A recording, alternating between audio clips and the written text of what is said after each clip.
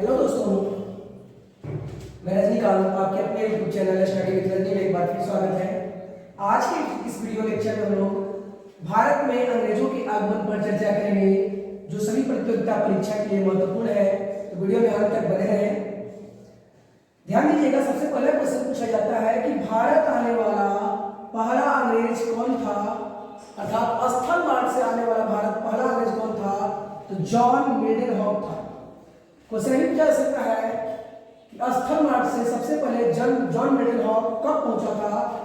तो कुछ इतिहासकारों के अनुसार 1597 में पहुंचा था, तो कुछ के अनुसार 1599 में पहुंचा था। ध्यान दीजिएगा, यह इंपॉर्टेंट क्वेश्चन है।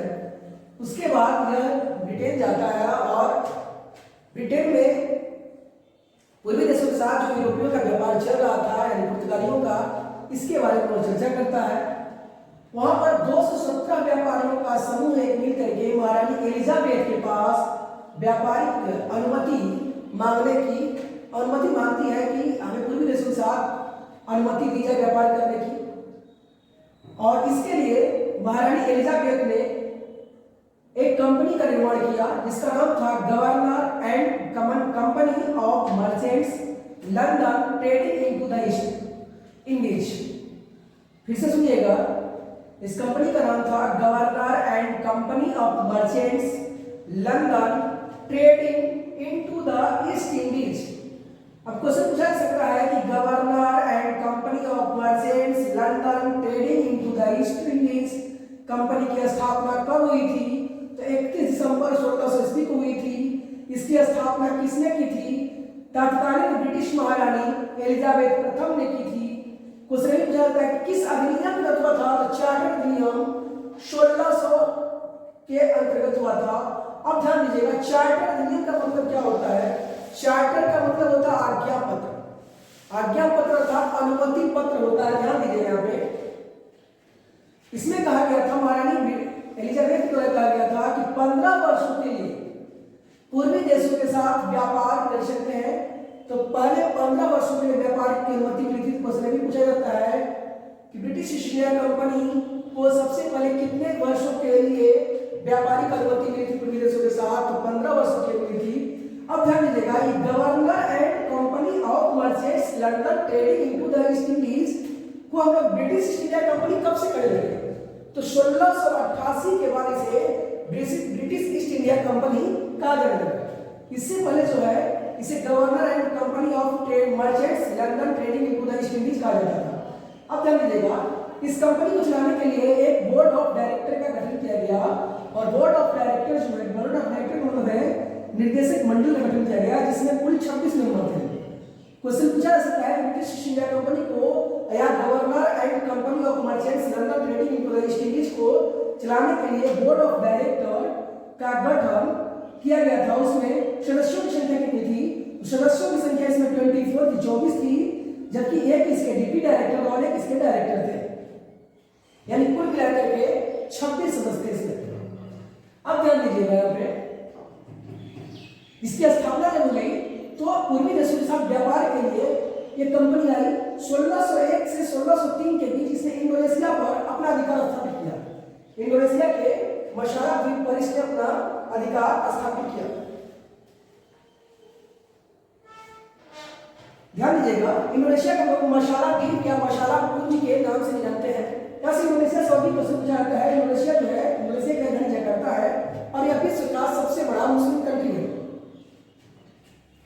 1604 में अंग्रेजों ने हॉर्मुज बंदरगाह को अपने कब्जे में लिया। क्वेश्चन भी पूछा जा सकता है कि हॉर्मुज बंदरगाह को अंग्रेजों ने कब अपने अधीन किया? तो 1604 में किया। किसके तहत किया, किससे किया? तो यह जो है पुर्तगालियों से जीते थे,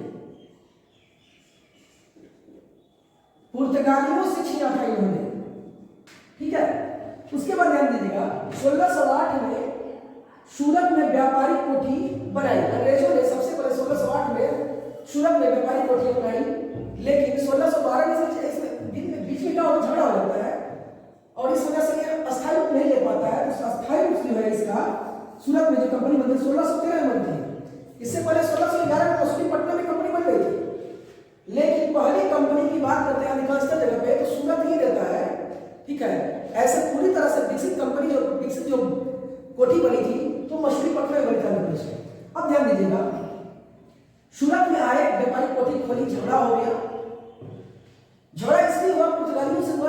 पुर्तगाली पहले से वहां पे थे। तो उसके बाद ब्रिटेन के राजा जेम्स प्रथम, ब्रिटेन के राजा जो थे जेम्स प्रथम का शाही फरमान लेकर के कैप्टन हॉकिंस है। अब ध्यान दीजिएगा कैप्टन हॉकिंस को क्यों चुना गया? कैप्टन हॉकिंस जो है बहुत अधिक भाषाओं को जानता था, इसलिए कैप्टन हॉकिंस को चुना गया। कैप्टन हॉकिंस अनेक अधिकारी के रूप में तत्कालीन मुगल बादशाह से मिलने के लिए, और मुगल बादशाह से मिलने के लिए तो मुगल बादशाह उस समय जो है जहांगीर थे। 1605 ईस्वी में, ध्यान देना, 1605 ईस्वी में अकबर की मृत्यु हुई थी, और अकबर के पत्र का नाम लेकर के, अकबर के नाम का पत्र लेकर के कैप्टन हॉकिंस जहांगीर के दरबार में गया था। कोई कहता है 1608 में था, कोई कहता है 1609 में आता है, कंफर्म नहीं है। 1608 में ऐतिहासिक माना जाता है। जहांगीर के दरबार में आता है। जहांगीर जब इसके अपने पिता के नाम का पत्र देखता है तो वह खुश हो जाता है और इसके भाषा से वो प्रभावित हो जाता है, और उसने इसे इंग्लिश खाकी पाली दी। क्वेश्चन इंपॉर्टेंट यहाँ पे है कि क्वेश्चन यहाँ से क्या क्या पूछा जाता है कि भारत आने वाला पहला अंग्रेज अधिकारी कौन था? कैप्टन हॉकिंस था। कैप्टन हॉकिंस किसके नाम का पत्र लेकर के भारत आया था? तो अकबर के नाम का पत्र लेकर के भारत आया था। क्वेश्चन ये पूछा जा सकता है कि किसका राजदूत बनकर के कैप्टन हॉकिंस भारत आया था? तो जेम्स प्रथम का राजदूत बनकर के भारत आया था। और किसके दरबार में पहुंचा था? तो जहांगीर के दरबार में पहुंचा था। जहांगीर ने इसे कौन सी उपाधि दी थी? तो इंग्लिश खाकी उपाधि थी। क्वेश्चन रेगुलर के पूछा जा सकता है कि कैप्टन हॉकिंस को इंग्लिश खाकी उपाधि किसने दी थी? तो जहांगीर ने दिया था, और साथ ही इसे 400 का मनसब भी प्रदान किया था।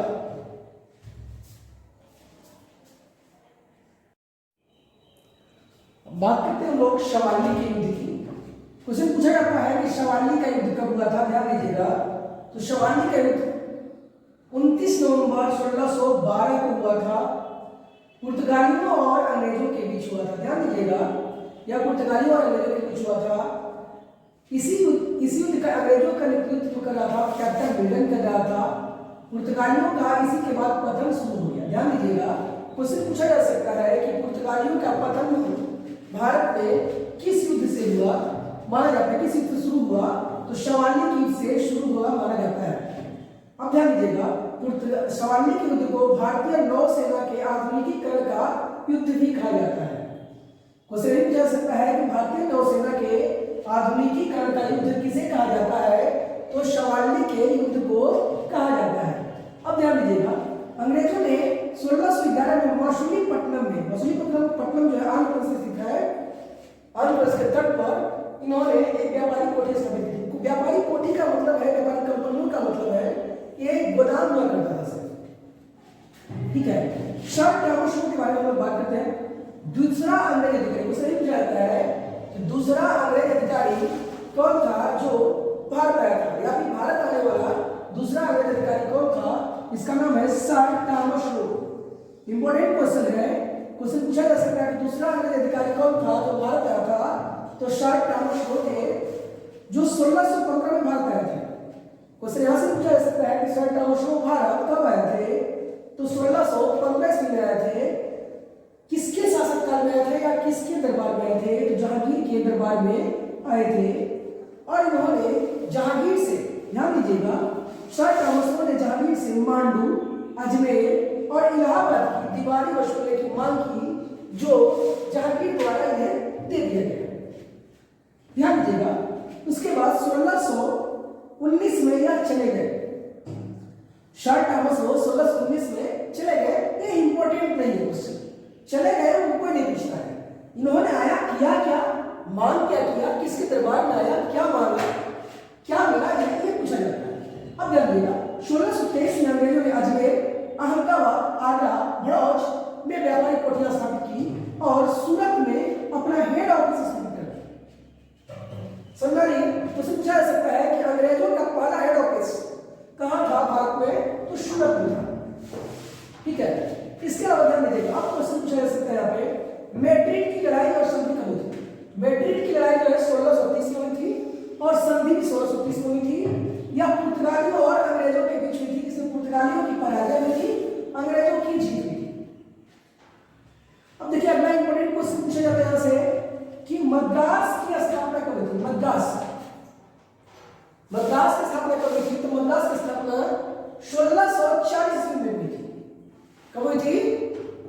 1640 ईस्वी में हुई थी।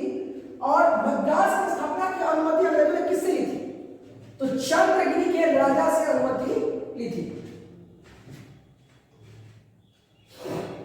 अब ध्यान दीजिएगा, चंद्रगिरी राजा से अनुमति ली थी। यहीं पर सेंट जॉर्ज फोर्ट, फोर्ट मतलब होता है किला, सेंट जॉर्ज फोर्ट बनाई थी। तो क्वेश्चन इंपोर्टेंट है, यहां से पूछा जा सकता है कि सेंट जॉर्ज फोर्ट की स्थापना कब हुई थी? इसका स्थापना लगभग 1640 हुई थी। और इसकी स्थापना किसने की थी? तो फ्रांसिस डे नामक अंग्रेज अधिकारी ने की थी। इंपोर्टेंट क्वेश्चन क्या है कि अंग्रेजों द्वारा बना भारत में पहला किला है। तो क्वेश्चन पूछा जा सकता है कि भारत में अंग्रेजों द्वारा बना पहला किला कौन सा है? तो सेंट जॉर्ज फोर्ट है, या अंग्रेजों द्वारा भारत में बना पहला किला कहां बना था? तो मद्रास में बना था। अब ध्यान दीजिए, अंग्रेज एक तरफ सूरत में थे गुजरात साइड में, दूसरी तरफ अब मद्रास से गए। अब अंग्रेजों को बंगाल जाना था और 1651 में ब्रिजमैन के नेतृत्व में बंगाल में एक व्यापारी कोठी स्थापित की गई। क्वेश्चन पूछा जा सकता है कि हुगली में सबसे पहले हुगली में किसके नेतृत्व में व्यापारी कोठी स्थापित की गई अंग्रेजों द्वारा? ब्रिजमैन के नेतृत्व में। उसके बाद काशी मर्गा, पटना और राजमहल में व्यापारी कोठियां स्थापित की गई। 1661 में चार्ल्स द्वितीय और कैथरीन मेयो का विवाह हुआ, जिसमें दहेज के रूप में पुर्तगालियों द्वारा साल से दिया गया था। ध्यान दीजिएगा, क्वेश्चन पूछा जाता है कि किसके विवाह में साल से दहेज के रूप में दिया गया था? तो चार्ल्स द्वितीय और कैथरीन मेयो के विवाह में। तो चार्ल्स द्वितीय जो थे वो ब्रिटिश राजकुमार थे, जबकि कैथरीन मेयो पुर्तगाली राजकुमारी थी। यही साल से द्वीप को लोग मुंबई या बंबई कहते हैं। यह 7 टापुओं का नगर में से हम लोग करते हैं। यह दहेज मिला था, जिसे 1688 में चार्ल्स द्वितीय ने 10 लाख वार्षिक पाउंड पे ब्रिटिश ईस्ट इंडिया कंपनी को पट्टे पर दे दिया था।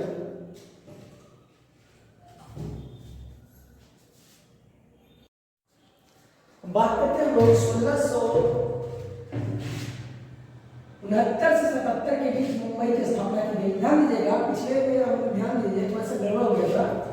1668 में ही पट्टे पर मिल गई थी अंग्रेजों को, ब्रिटिश इंडिया कंपनी को चार्ल्स द्वितीय द्वारा साल से दी। ध्यान दीजिएगा, पे मुंबई की स्थापना जो है किसने किया था? तो गैरान अलियार ने किया था। कुछ नहीं पूछा जाता है मुंबई की स्थापना गैरान अलियार ने कब की थी? तो 1669 ईस्वी में की थी। 1687 में हेड ऑफिस जो था अंग्रेजों का, ब्रिटिश इंडिया कंपनी का हेड ऑफिस था, वो सूरत से मुंबई स्थानांतरित हो गई। तो क्वेश्चन भी पूछा जा सकता है कि सूरत से मुंबई स्थानांतरित ब्रिटिश ईस्ट इंडिया कंपनी की जो है